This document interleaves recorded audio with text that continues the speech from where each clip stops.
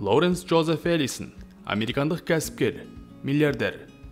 Oracle компаниясының негізін қалаушылардың бірі және басқарушысы.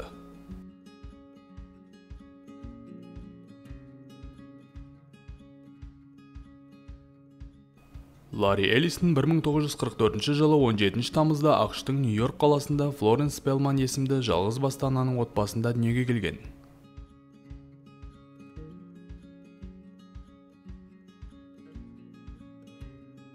Тоғыз айлық Ларри пневмониямен ауырған кезде анасы баласына дұрыс күтім жасай алмайтынын түсінді. Анасының өтініші бойынша Чикагодағы ағасы мен нағашы апасының тәрбиесіне ауыстырылды. Лилия Спелман Эллисон мен Льюис Эллисон Ларриді 9 айлық кезінде асырап алды.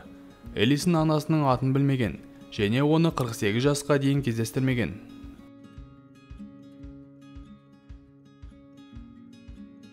Эллисон оңтүстік Чикагодағы орта мектепте оқыды. Содан кейін Урбана-Шампейндегі Иллинойс университетіне барды.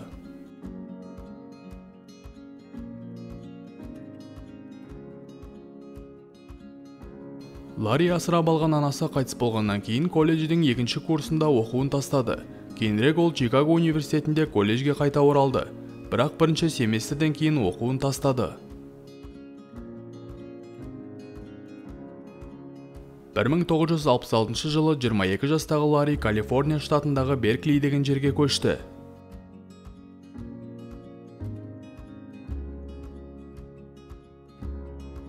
Эллисон жұмыстан жұмысқа ауысып жүрді. Соның ішінде Wells Fargo және Amdahl негізгі мейнфреймдерін өндіруші сияқты компанияларда жұмыс істеді. Жол бойында ол компьютерлік дағдылар мен бағдарламалауды үйреніп жүрді.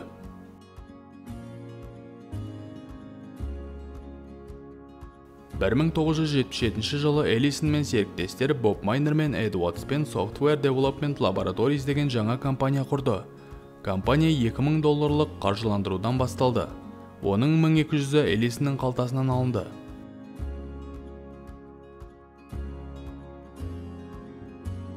$1979 жылы компания атауы Relational Software деп өзгертілді, ал 1982 жылы ол ресми түрде Oracle Systems Corp деп аталды.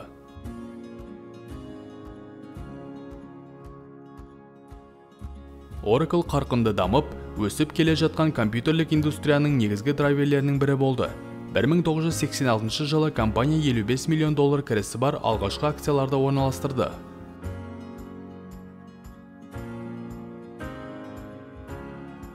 жылдардың басында Oracle банкроттыққа жақын деп жарияланды. Сонымен қатар Sybase сияқты бәсекелестері Oracle'дың нарықтағы үлесін тұтына бастады.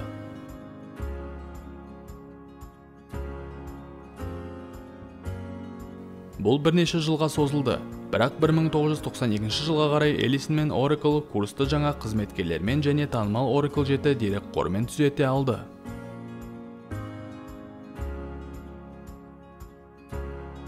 Бірақ Oracle бәсекелесімен күресті жалғастырды. Oracle'дың негізгі акционер ретінде Эллисонның миллиондары өсе берді. Оның бірнеше қымбат хоббилері пайда бола бастады. Соның бірі яхта жарысы.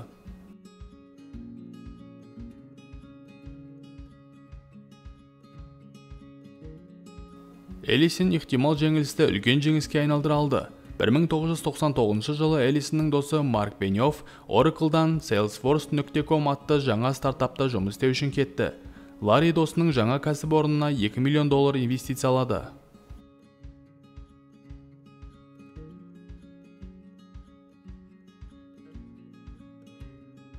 Salesforce қазір $115 миллиард бағаланғанын ескерсек, Эллисон бәсекелестері жақсы жұмыс істеп тұрған кезде де жеке табыс табады. Бұл осы күнге дейін жалғасып келе жатқан екі басшының арасындағы күрделі қарым-қатынасқа келді.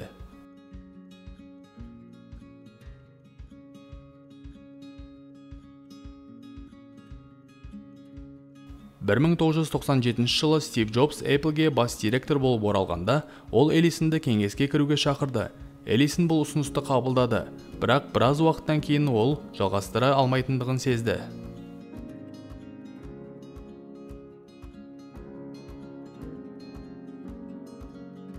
2010 жылдардан бастап Эллисон Марк Херт және Сафра Катц сияқты сенімді орынбасарларға көбірек міндеттерді жүктей отырып, артта қалуды бастады.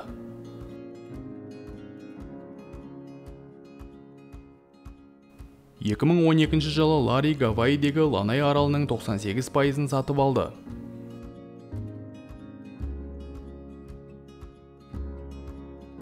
Аралдан басқа Эллисон Род-Айленд штатындағы Ньюпорттағы Астор Бичвуд және Калифорния штатындағы Малибудағы үйге иелік етеді.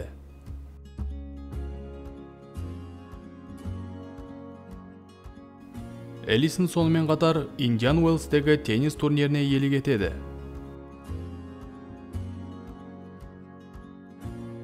Эллисон 4 рет үйленіп ажырасқан.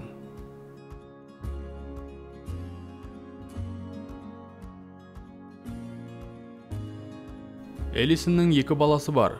Оның қызы Меган Оскарға ұсынылған кинопродюсер. Ұлы Дэвид те кино бизнесінде фильм түсірумен айналысады.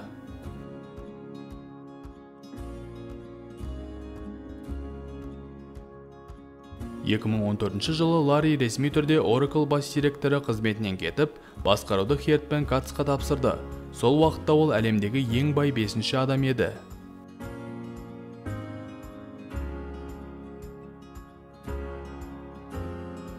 Ларридің Oracle'дан тыс басқа да істері бар. Ол 2018 жылдың 28 желтоқсанында Tesla директорлар кеңесіне қосылды. Онда ол ірі инвестор болды. 2018 жылдың басында Эллисон Tesla бас директоры Илон Маскты жақын досым деп атады.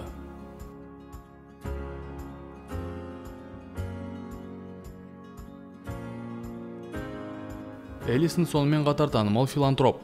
2016 жылдың мамыр айында Эллисон оңтүстік Калифорния университетіндегі онкологиялық аурулар емдеу орталығына $200 миллион берді.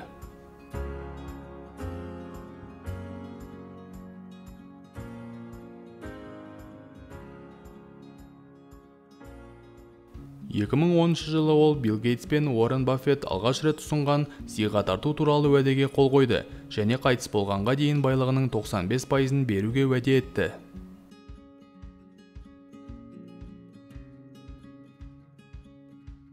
Көргендеріңізге рахмет. Арнаға жазылып, лайк басып, пікір қалдыруды ұмытпаңыздар.